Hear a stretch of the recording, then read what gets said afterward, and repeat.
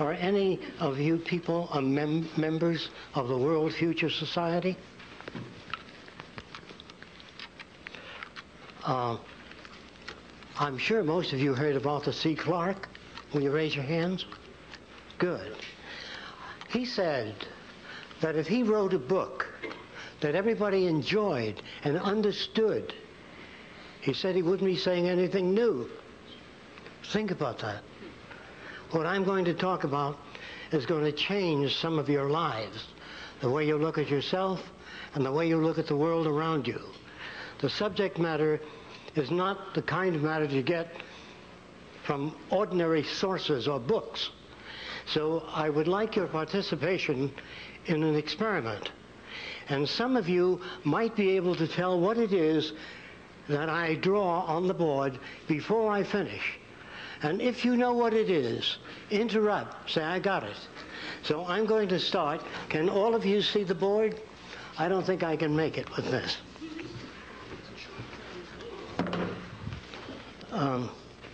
Can all of you see the board? Can you hear me all right? Okay. The minute you know what it is, interrupt.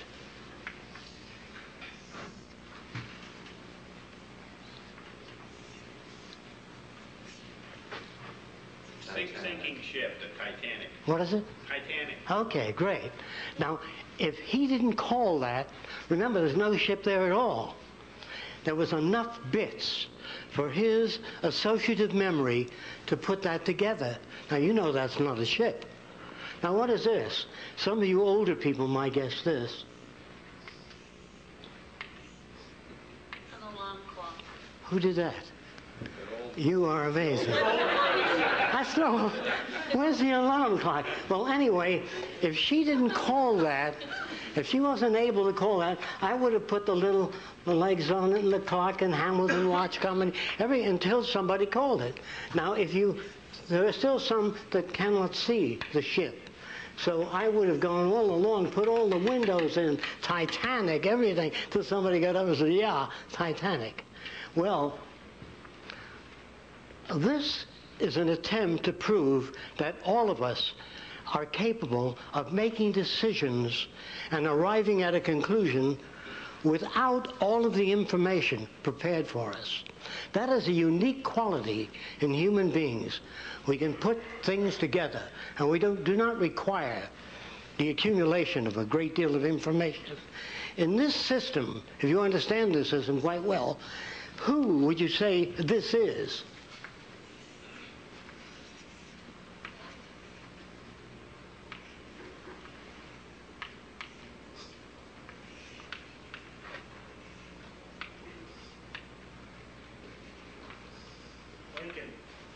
Who said that? Who said that?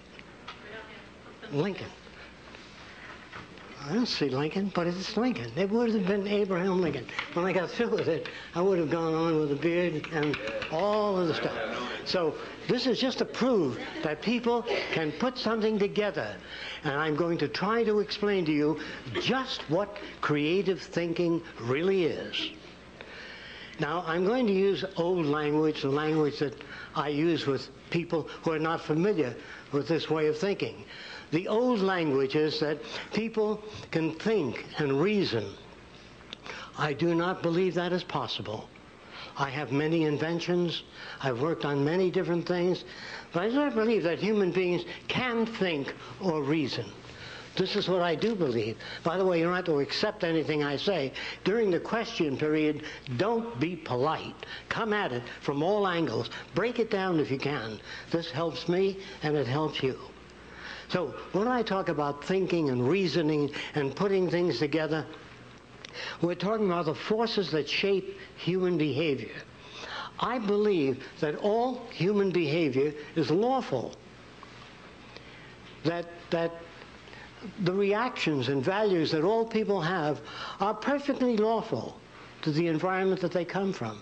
So every human being is perfectly well adjusted from where they are coming from their background and experience. If you, as a baby, were raised by the Seminole Indians, you would behave, if you never saw anything else, like a Seminole Indian. And if you were brought up in any other Indian group and you had feathers in your head, in your hat, in your headgear, and you were dancing around the fire, and I walked over and said, "That's ridiculous. What are you dancing around the fire with the feathers for?" You don't take your hat, throw it on the ground, and say, "You know, I never thought of it that way." We can't do that. We're victims of culture. We look at the world with our background. We have no other way of doing it. Psychology is kind of a rudimentary form today, an attempt to grasp at the factors that shape human behavior, the factors that are responsible for the way we look at ourselves, other people, and the way we behave, or, if you wish, misbehave. I don't believe that any human being misbehaves. They use whatever tools they know of, whatever tools they're familiar with. Language is a tool. If someone were to show you a picture of an airplane, what appeared to be an airplane, without wings, well, people look at it and they stand back and they say, "It'll never fly." But they don't say, "How do you propose to lift off the ground without wings?" That's the key to communication. Now, a very famous scientist, deceased now, tried to get the government and people to put up sufficient funds to monitor outer space, to try to make contact with extraterrestrial life. I want to try to say this to you and think about what I say. Toss it around. I'm using the old language because you're not that familiar with these values. If people or beings or things can travel 100 million light years through time and space, they are not humanoid. The storage system for water would occupy miles, and all of the facilities required by humans would take up tremendous amounts of space and require tremendous amounts of energy. Now, there are people that talk of flying saucers that land here on Earth, and they go to some farmer, you know, and they take him into the saucer, and they do all kinds of experiments on them. Now, first of all, people do not travel hundreds of millions of light years to pick up some farmer and ask him what kind of suspenders he wears. Carl Sagan wanted to communicate with extraterrestrials. He hoped that they, in turn, would communicate with us. Now, you know that the Republicans can't communicate with the Democrats. You know that husbands and wives have difficulty in communicating. Children and parents have difficulty because the language we use was designed a long time ago. And it is inherently difficult to get ideas across in the language that we use today. However, when engineers meet and talk, they speak a different language.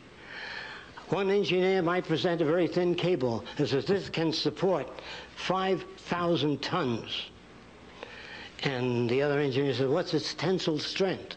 And he's given that information. Then he puts it in a machine. I don't know whether you knew this. And he snaps it to make sure that it holds to that. When engineers design an airplane, well, we'll probably be chasing this around.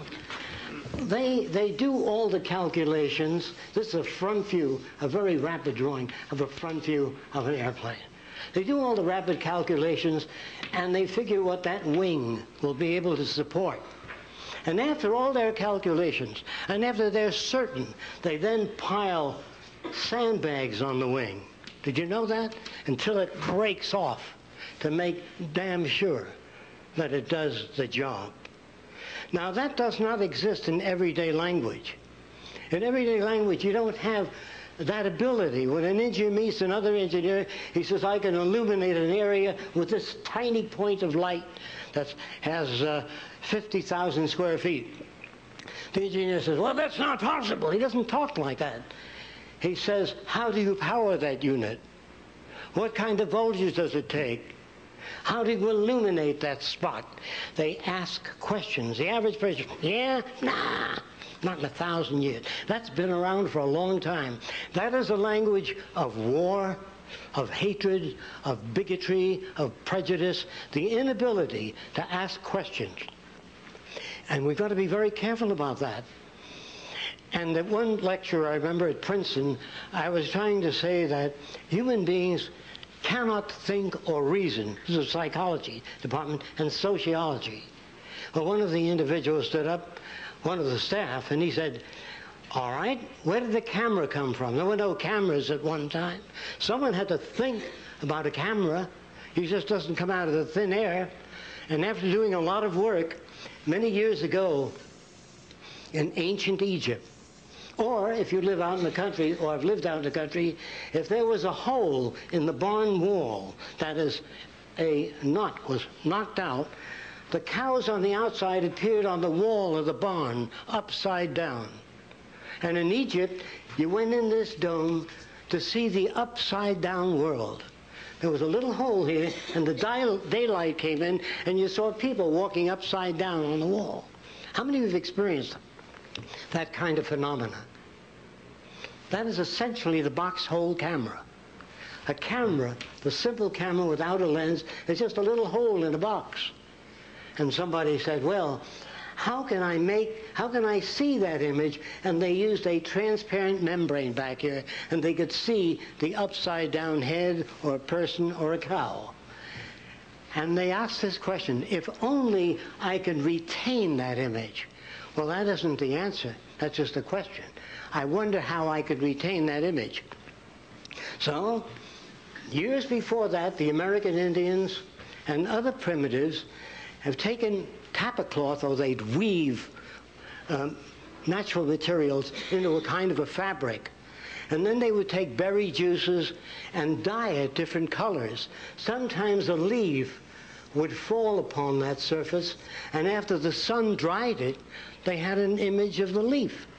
So they began to use dyes from this background.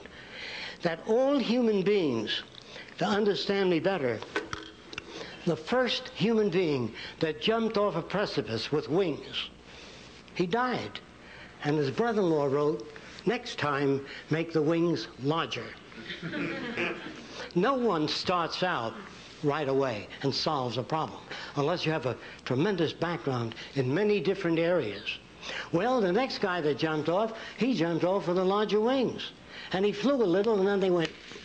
And an old fisherman said, you got to brace them wings, like a boat, like a mast. They're not going to hold, so they braced it. And then they jumped off the precipice, this individual, and he flew, and he hit a tree. And he hurt his leg real badly. And his wife said, you know, John, a fish has a rudder. Good point. And they stuck the rudder on the airplane. No one ever sat down and invented a television set, an airplane, the electric light, wireless. None of that came about by men walking in deep concentration. And then through some ethereal substance, bingo, the idea is formulated. It doesn't work that way. It's hard work. And I make more mistakes than anybody I know because I try more things. There's nothing wrong with building something and finding out that it doesn't work. This is where you get your experience. There's nothing wrong with criticism. I remember the first model airplanes I built went nosing into the ground, and I was ashamed of them. And a young engineer told me that my center of gravity had to be corrected. That is, move the wing forward. And so all of us stand on the shoulders of one another, and we shape the future. Another question that was asked, well, somebody had to invent the bow and arrow. Somebody had to think of it. It just didn't come out of nowhere. Well, I talked to many Indians, and after talking to many Indians, this is what I found out, that Indians used to skin animals, and this is a lousy drawing of the skin of an animal stretched out in the sun. When the Indians got back, the skin was half the size. It shrunk and became thicker. And they didn't like that at all. So they cut leather into strips, thin strips. And they took an existing frame and they tied that skin to the frame. Some of you may have seen this, with lace of leather all around, to prevent it from shrinking. But when they cut the strips of leather and put them out in the sun, they shrunk and became fat and short. And they were displeased with that. After many, many years, one Indian tied that strand of leather to a piece of wood, a stick. He split the top, tied a knot, and tied the leather to the stick. When he came back, hoping that it would dry and not shrink, the stick took this form. It was bent. He plucked that in and went, bong. Well, and after many years, somebody took another piece of wood, put it in, and pulled the string, and off it went. Well, if man can't think or reason, where did the movie camera come from? Somebody had to think of that. It doesn't exist out there. Well, here's where it came from. Many, many years ago, thousands of years ago, in China, they used to take a candle, and they'd take some bamboo paper at the time, and put it in front of the candle, and then they'd cut out a little figurine of a human being and put the candle behind it. And as the candle undulated, the little person would dance, and they'd play music. That was the beginning. How did that happen? Some guy had a candle and a piece of paper, and he just happened to be behind it, and his finger appeared to move on the screen. And so he extracted or built upon that phenomena. Then later, something interesting occurred. The Chinese used to take these tremendous scrolls and open them up. Well, they then later taped, or they wired, or they used gut and tied many pages together and built a kind of a pad. But in order to get to a particular page, the Oriental would mark the corner of the page so that they can find with a symbol. And as you flip through the pages fast, that little dot would jump all over the place. Well, years later, an individual drew various successive pictures of a bird in flight and put them down on the corner of the paper and flipped it. And the little bird wings began to move up and down. Well, a Frenchman saw that, and he took little pieces of cardboard and he put them in a circular pattern. I'm going to try to get it down as clear as I can quickly. And he put a crank up here that you turn, and the little pictures would go around the circle. And the Chinese had something like this also, and they had a bamboo interrupter that would just hold the picture for a few seconds, a second, less than a second. As you turned it, a man appeared to move across the screen. Well, the Frenchman machined that out of brass, did a beautiful job, and when you turned the crank, the person walked with smoother motions rather than these abrupt motions. Edison saw that unit that the Frenchman designed, and he turned it into this position. I guess I can't work with that microphone. Can you hear me back there? Okay. And what happened is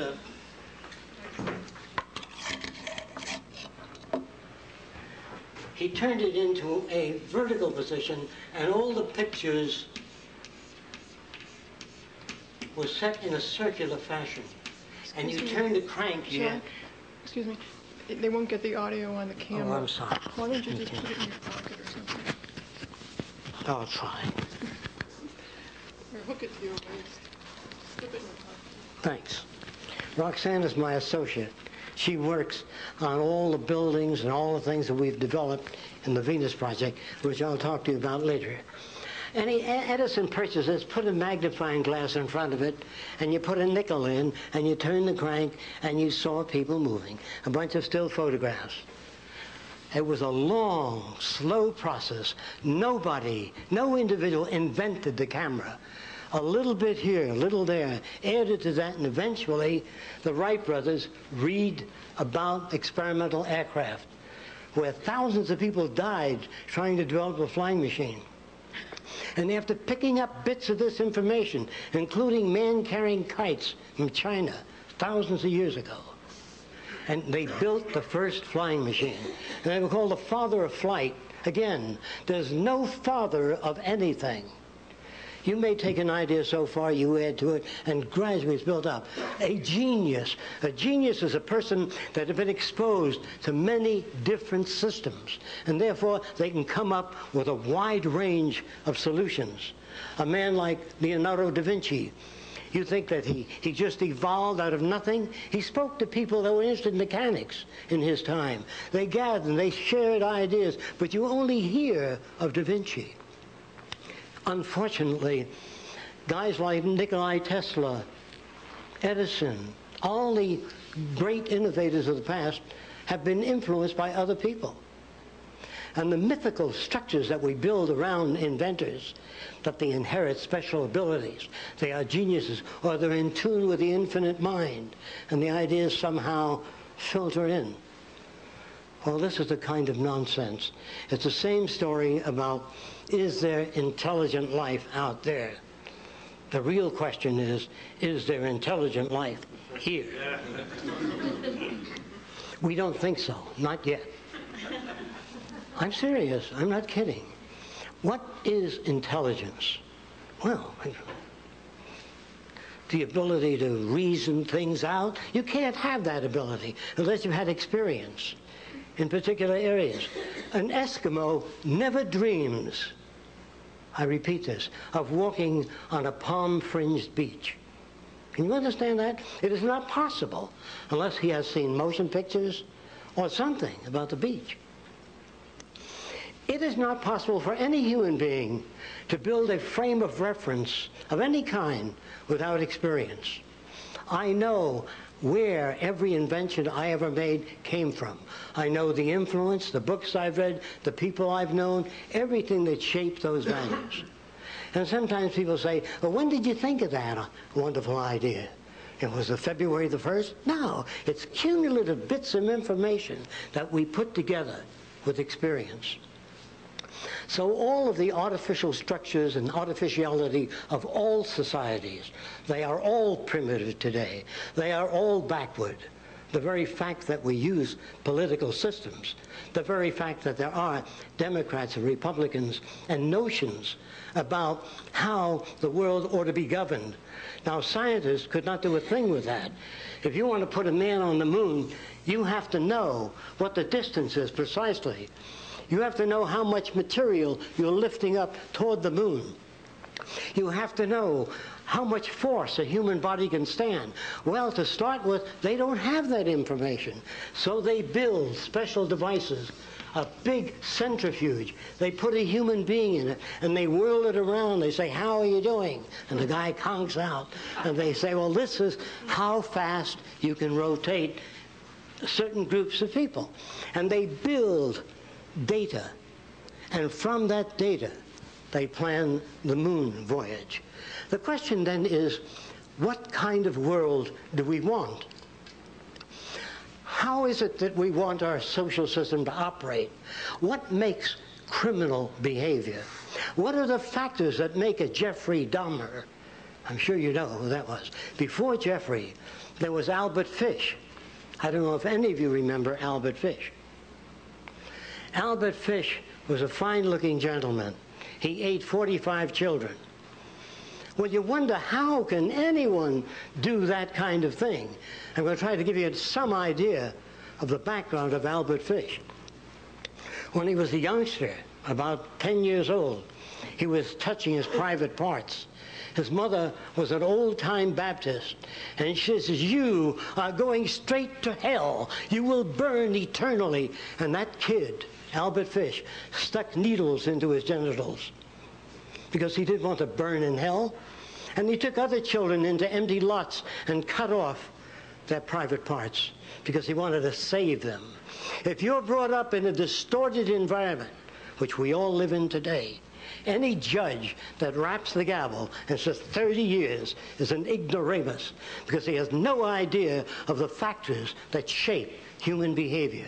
When you become aware, if you bring up a healthy boy with about 6 women, and one of the girls says, oh, did I see a gorgeous hat? That boy will pick up the same mannerisms, same facial expressions, and say, oh, I just love that hat. Because if that's the environment, if you're brought up in Italy, you say, hey, what's the matter? You like or you don't like? In other words, it depends on where you're brought up. Did you know that Lincoln was Irish? It depends on your group and the values that you exchange. And if you want a world without war, without hatred, without crime, and without stupidity, it can be arranged if you follow this bit. If we consider at some time, which society will at a later time, I hope it would be sooner, that all of the earth become the common heritage of all nations. All of the resource of the earth, the common heritage of all nations. And if you believe in God, if you understand the teachings of all religions, there were no property lines in heaven, no banks, no personal positions in which one person is elevated above another. That if the earth were the common heritage of all nations and all of the artificial boundaries removed that separate people, there would be no basis for war, no basis for armament. The world you live in is an old world. Its language is old. Its values are old. And our institutions of education fail to touch the social system. You want to be careful. Don't touch that. This is an area that you don't want to get involved in.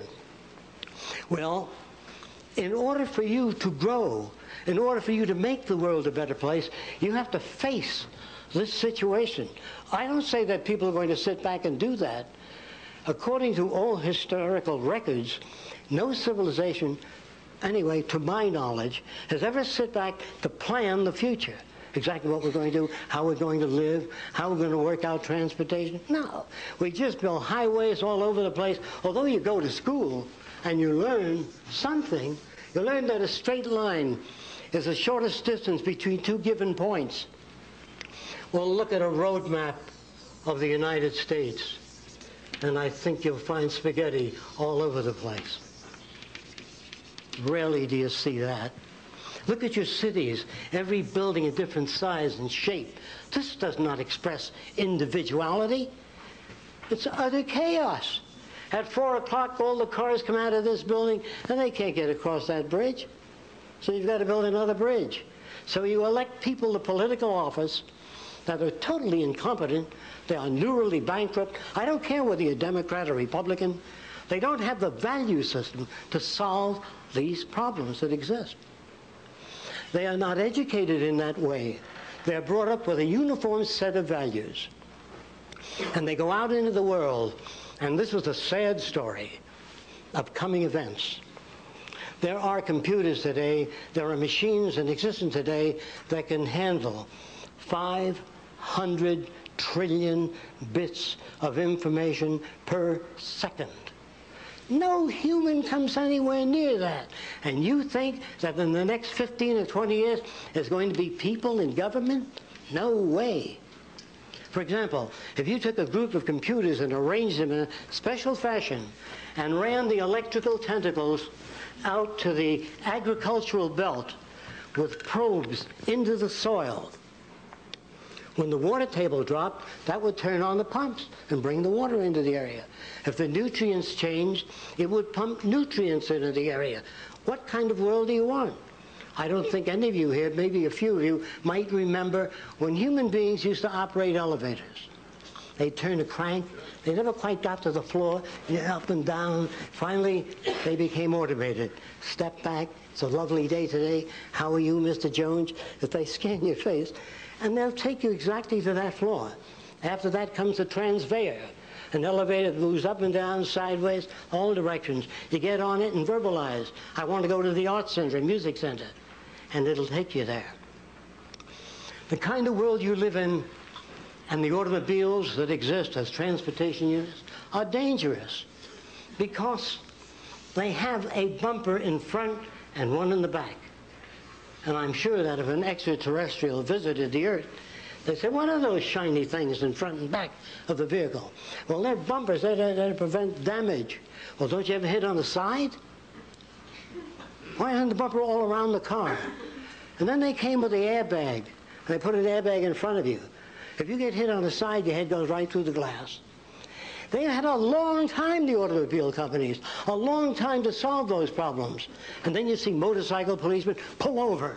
What do you think you're doing? See, all you have to do in a car, if you wanted to, I wouldn't do it, I wouldn't even put this in a car, is put a sort of a chimograph or a cylindrical recorder. When you go through a 30-mile-an-hour zone to 50 miles an hour, it's recorded on there. And every month you have to tear that strip out of your car and mail it into the police department. Well, the police wouldn't like that. But how many violations do you think you'd have? There are better ways than that. You just make a car intelligent. Now, here's what that means. How intelligent can a machine be? Well, if you took there's a little gadget called a pressure transducer. If you squeeze it, it generates electricity. So let's put one in each tire. And let's say that you kick the front right tire. It goes to a recording that says, ouch, my front right tire. Now, of course, if you kick any tire, it'll verbalize. But if you kick it hard, it'll say, ouch, my front right tire. And if you kick it again, you say, who do you think you are? Do you want to give a machine feelings? Do you want to give a machine compassion, love, warmth? I'll tell you why they leave it out of machines, because it doesn't work. Human emotions that you learned are the most significant and most important differences between men and machines. Human emotions are a very touchy subject. It's like racing your engine at a stoplight, you know. It doesn't take you anywhere. It doesn't serve any purpose. If you get a lump in your throat when you see hungry people, that's emotional. But when you increase the agricultural yield per acre, that's caring. That's love. Love is transforming all of the verbal and paper proclamations to a way of life. The shameful thing about our century is that there was only one Edison, one Louis Pasteur, one Nikola Tesla, one Madame Curie. We should have had thousands of them, and we will, once we get rid of the artificial boundaries that separate people. Once we get rid of nationalism, patriotism. Again, I do not mean to offend anybody. All that I ask you to do is think about this, toss it around. This is what the Venus Project advocates.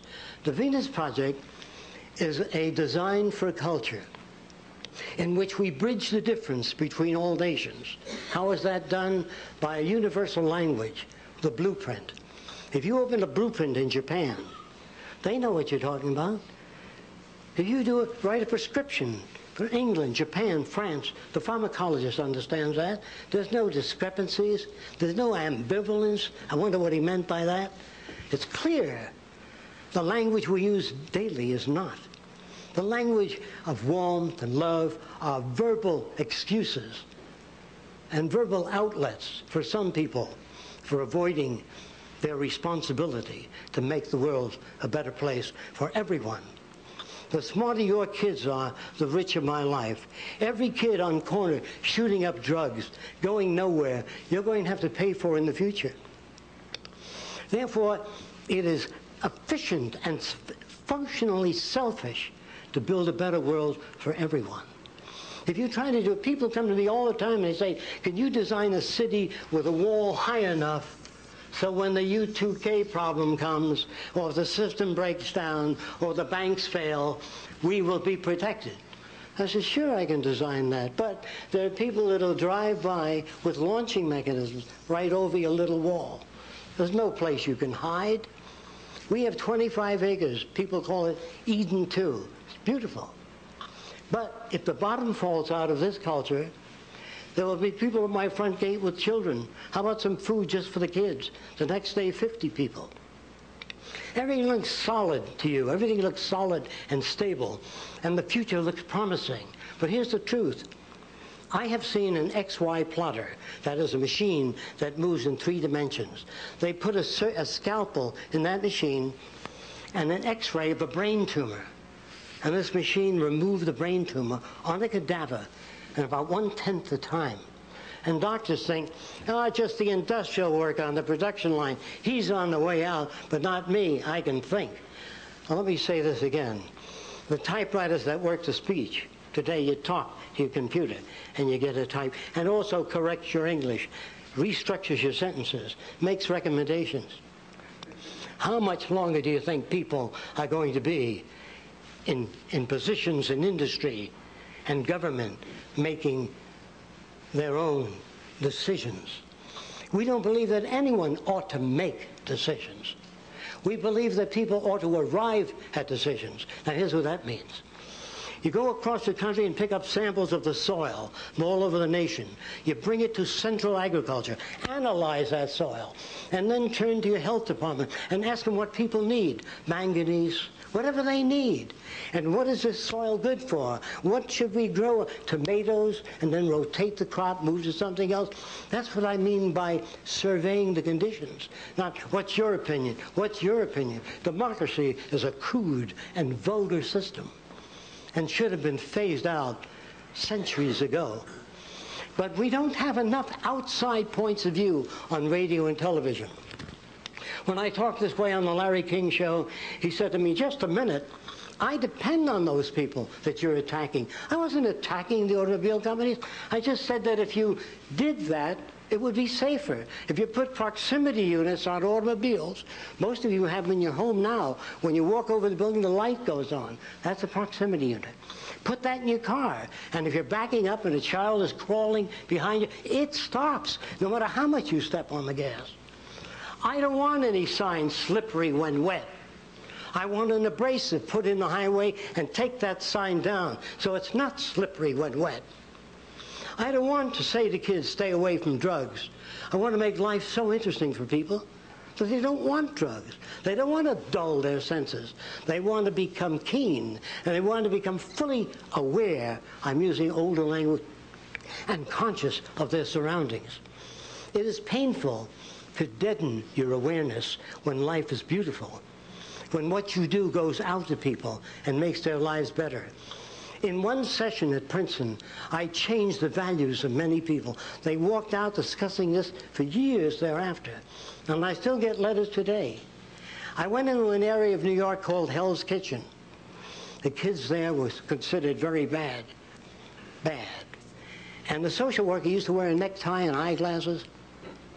And anyone that wore eyeglasses when I was a kid was a sissy.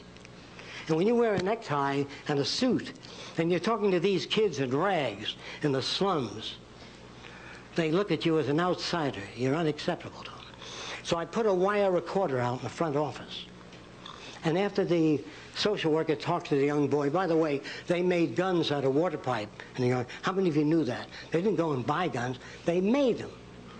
And the social worker picked the gun out and he said, you're going to take someone's eye out, wind up in a state penitentiary, hurt your mother and father. You want to do that? Well, the kid says nothing at all. Then when the kid walks out, I make a wire recording of the way he talks to his friend. Hey, he's a jerk, the guy up front, the social worker. Then I walk over to the social worker. How'd you make out with Johnny? I had a good talk with the boy. I believe we established rapport. How do you know that? He says, I felt it intuitively. Then I play the tape. By the way, it was a wire recorder. I play the tape of the kid's answers. And he said, I'm grateful so-and-so. I said, no, just say, I don't know how to get to Johnny. I know how to get to Billy. I've tried 8 different methods. None of them worked. So I said, watch what I do next week. I walked in the office, picked up the gun. I said, I understand you made this gun. He said, I told the guy I made it last week. This is in New York City. I used to make recordings of this. I wanted to use it in a film later. And I picked up the gun, I'm looking at it, and I'm shaking my head. He said, what's the matter with it? I said, come here. The damn pin is 1/8 of an inch off center. He says, yeah. And I said, if you put a couple of washers on the side, you can move the pin right on center. He said, hey, do you work here? I said, what, with those jerks? Nah. Can I bring my friends over to meet you? That's people like him with similar values. Then you go to work in their terms, not your terms. Real psychology has to be related to the real world, not theory, not lab experiments in schools where you're not in touch with people, where you don't get the feel of people, where you don't get the sense of their identification with the world around them. I have changed many of those kids.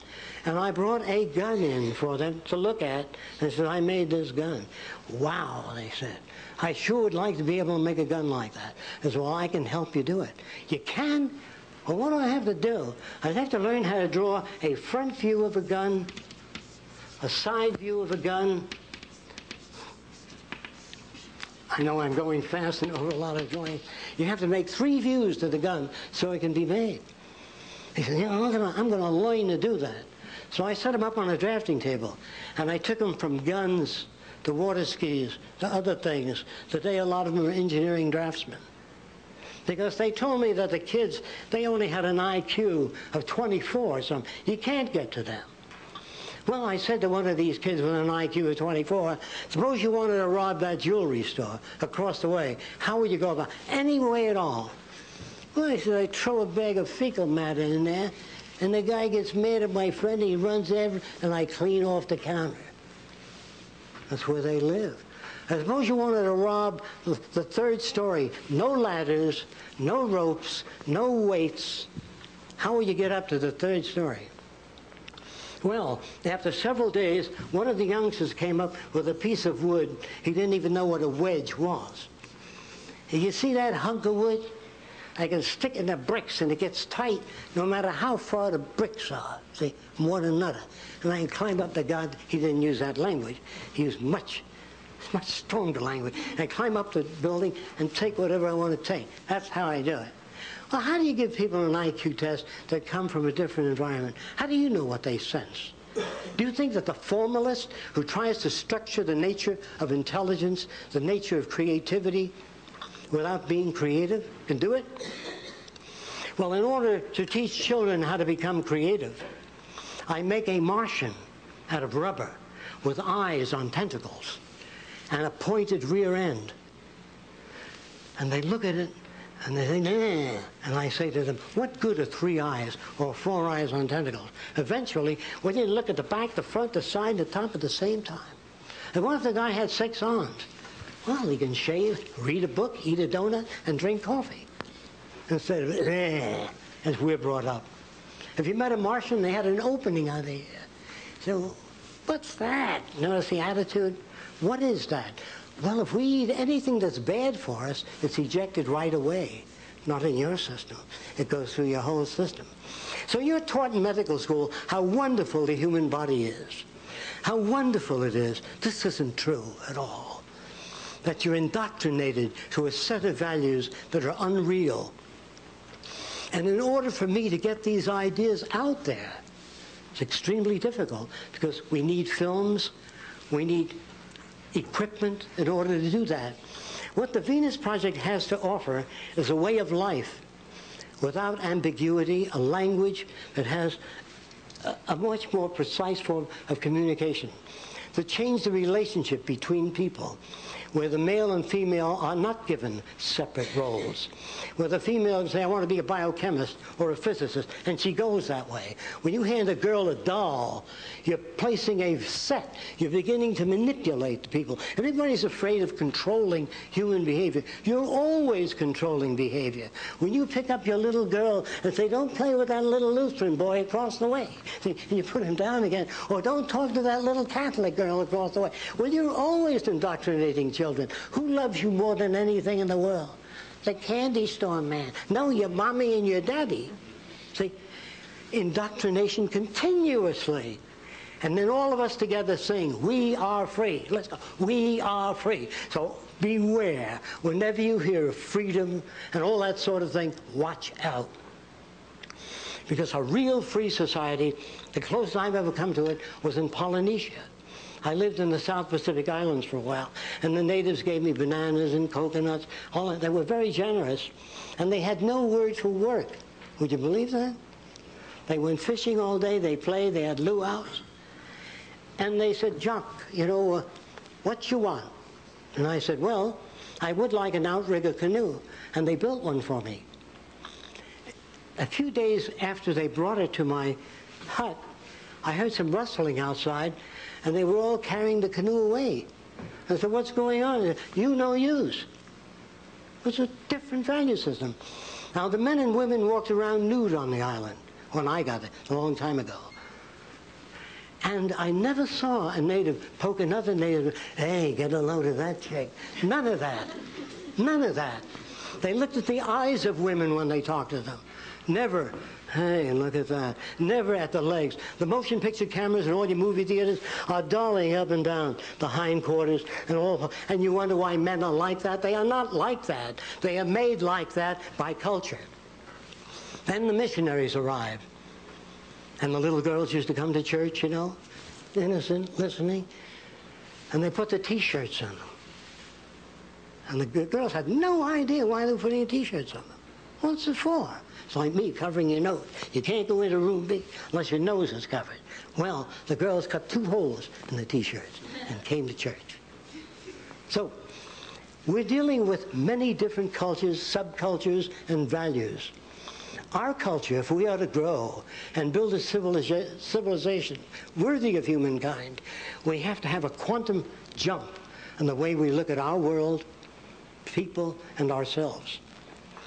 The Venus Project is the redesign of a culture in which the elements that comprise the culture are different. For example, our cities are round, not because I like round cities. The city is round. The center of the city has a socially integrated computer. This may be a medical center. This might be an engineering center. And if you work in the medical center, you live in beautiful gardens with running streams and waterfalls. And every district is the same distance from the center. There are no cars in the city. You get on a conveyor and dial where you want to go to. There's no crime in the city. Just before the public library in the United States, people said, well, you can't really do that. The people never bring back the books. They'll keep them. They won't return them. Of course, all that was incorrect. I want to build a library where any child can walk in, check out a camera, check out art materials, check out water skis, make things available. People don't steal. No one's going to hit you on the head to take your watch off if it's available. Well, how are you going to pay for this central library that gives children these things for nothing? Well, it cost about $50,000 to keep a kid in jail 1 year. An adult, $75,000 a year. Food, clothing, shelter, dental care. Isn't it easier to do it in a different way? I would love to go to Mexico and say, what's your problem? They say, well, senor, we don't have the modern machinery you have. Give them modern machinery. Build schools for them. And they won't be coming over the border. What makes them come over the border? Hunger, lack of employment. They say, oh, it's the goddamn Mexicans, you know what they're like. Oh, there's nothing like that. Everything is shoved by something else. You are told that a tree falls over. You are told that a sailboat sails. A sailboat cannot sail unless acted upon by a resident force called the wind. A tree does not fall. If it rains and it's asymmetric and the soil becomes loose, gravity does the rest. The tree doesn't fall. Plants do not grow. They require radiant energy, nutrients, water. Stop any of those things and the plant stops. Human beings are not self-operating entities. We are operated by many resident forces. Of course, many of us are not aware of that. It looks like we're perfectly free, making our own decisions. I know I think for myself. I'm sure you do. That's an illusion. Because if you're brought up to believe in the Kennedy rocker, you want one for your home. It'll injure your back, distort your anatomy. But Kennedy had one like that, and I want one like that. When you break the patterns that have been established by existing society, you begin to move people in a new direction. I admit I could get up here and give a very pleasant lecture of how wonderful everything will be in the future. A helicopter in every garage, you know, a house in suburbia, another on the beach, maybe one in Hawaii. This is the future. That is not the future. Those are the illusion generators, and there are lots of them. Gregory once told me that being black and living in the South, Dick Gregory, he said, whenever I was late for work, I couldn't run to the bus because they would wonder what that blackie was up to, running.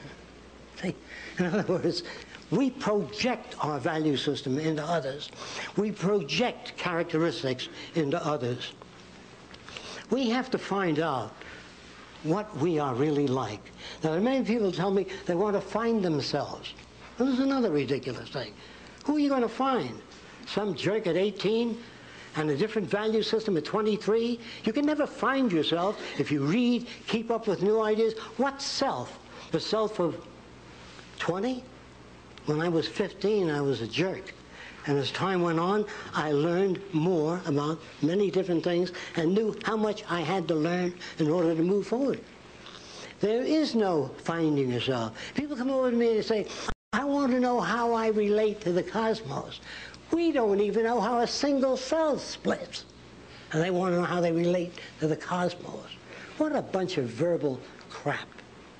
Really, it's meaningless. And so, I'm sorry that I only have 1 hour to try to give you ideas along different lines.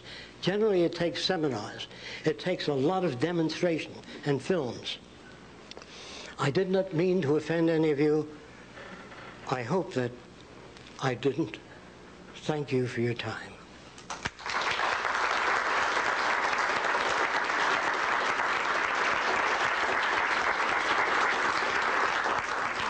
I'm sure the audience has some questions. Fire away. Yes. I teach middle school kids. What do you see? I'm a little hard of hearing. I'm sorry about that. I teach middle school kids, and I wondered some of your philosophies of education. Okay. In that Got the point. For example, in our city design, we have big lakes. We've made all these lakes. They exist. It's real. We have modern structures there, all different. Roxanne said to me, my associate, she said, Jacque, I just don't want to draw pretty pictures of buildings. I want to build them. I want to make them. And she did all the cement work. And one day she came over and she said, how about a swimming pool? And she was with a girlfriend. I said, when do you girls want to start? Well, we never built a pool. They built it in 2 weeks, a beautiful pool. We'll show you pictures of it. And so we built a big lake in the city. And there's a hill in the middle of the lake, about 80 feet up out of the water. And on top of the hill is a craft shop where children can build anything they want to build. But in order to get there, you got to get in a boat and row it. Instead of lining them up and say, come on, everybody together, forward, backward now. Arrange the environment so you have to row to get to the hill. You have to climb the hill to get to the craft shop. And an automobile or anything you build will not go together unless 4 children pick up the car and the others put the wheels on. Instead of saying, I want you people to work together and cooperate and stop fighting. Arrange things so that it works that way. That's what nature does. When a fox, a baby fox, sees a porcupine, and says, wait, what have we here? He says, I don't know. And he gets close to the porcupine. Finally, he gets a quill, and he stays away from the porcupine. But if you raise your children and try to avoid experiences that had hurt you, and you buy them every toy that they want, you produce a blob of jello. Some degree of challenge, some degree of stress is necessary. And so we build an environment, try to answer your question, with the elements so arranged as to produce what you call creativity. Can I give you one more bit on that? All right. Is there anyone else interested in creativity in children? You raise your hands? Okay. What we do is I ask a child to make a drawing.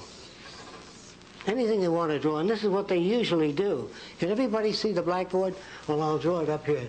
They draw something like this. I'm talking about 4- and 5-year-olds.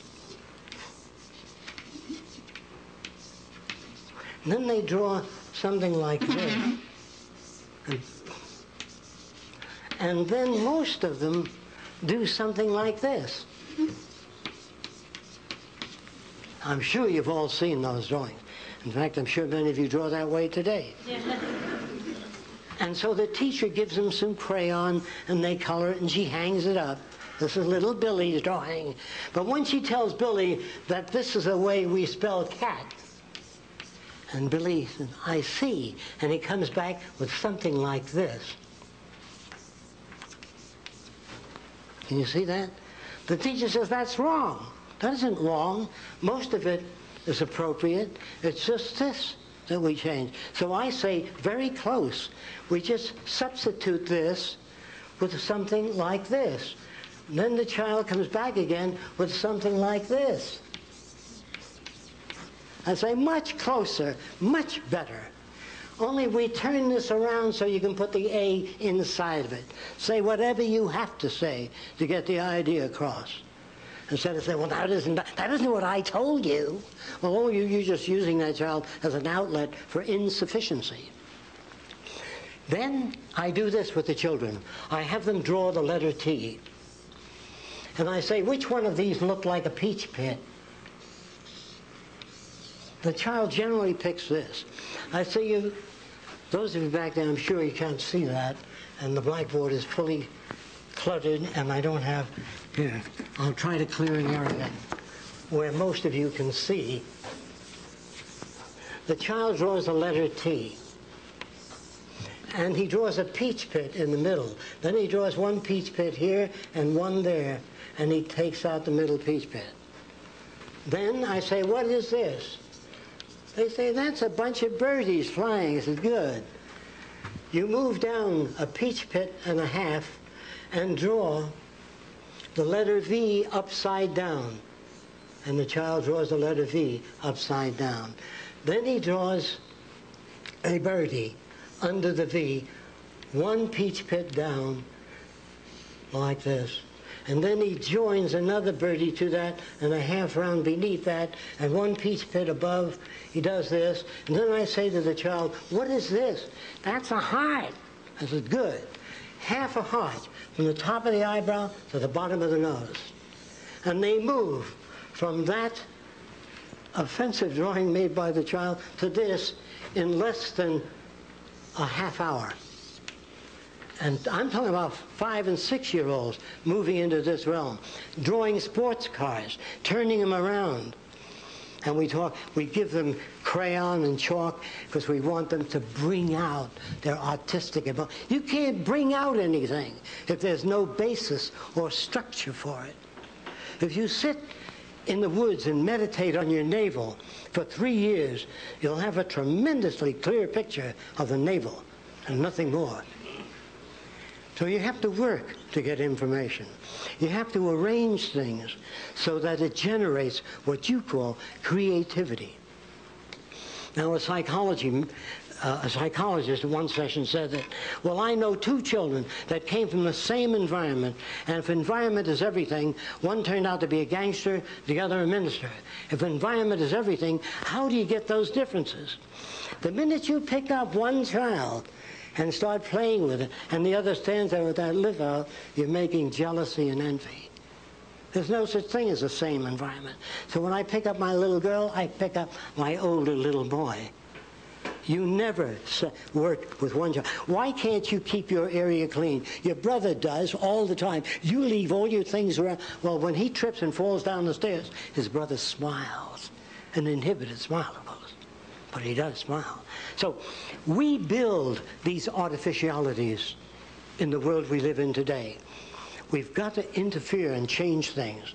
Those of you that would like to know more about the Venus Project, we have a video, a tape, and a book introducing the basic conceptual layout of what it's about. Any other questions? I can't go into more detail. Yes?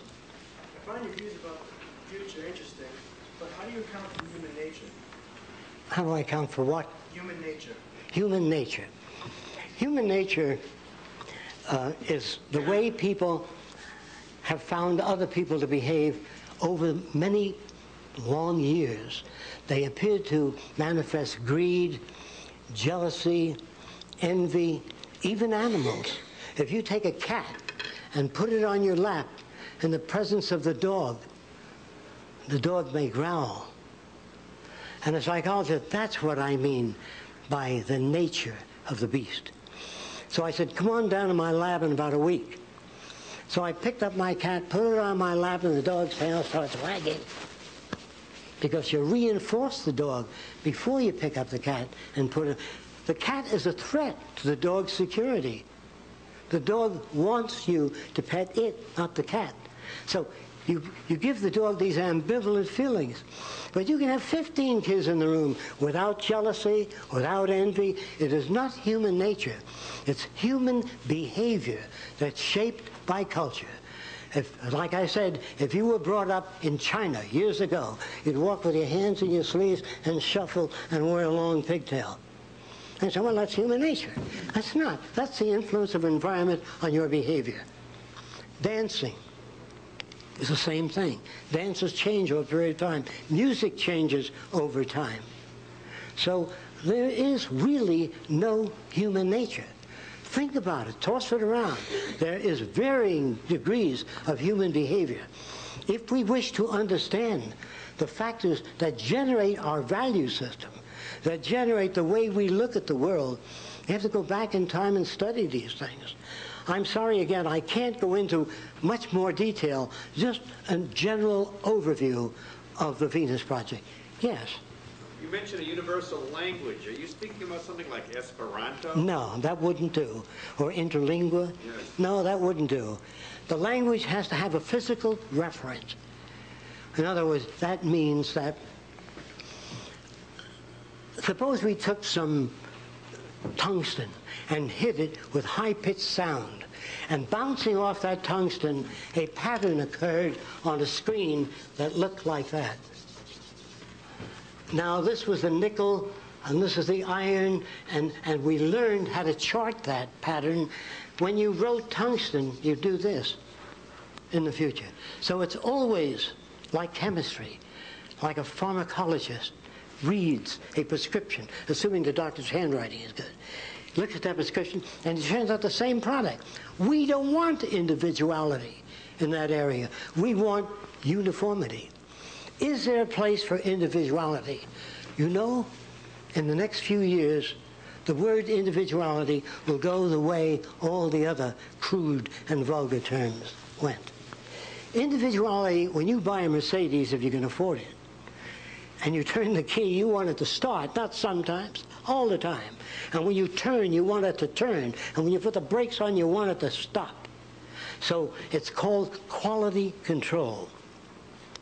Variations in human behavior, which we call individuality today, is poor quality control. In the future, the question people, then wouldn't everybody be uniform then?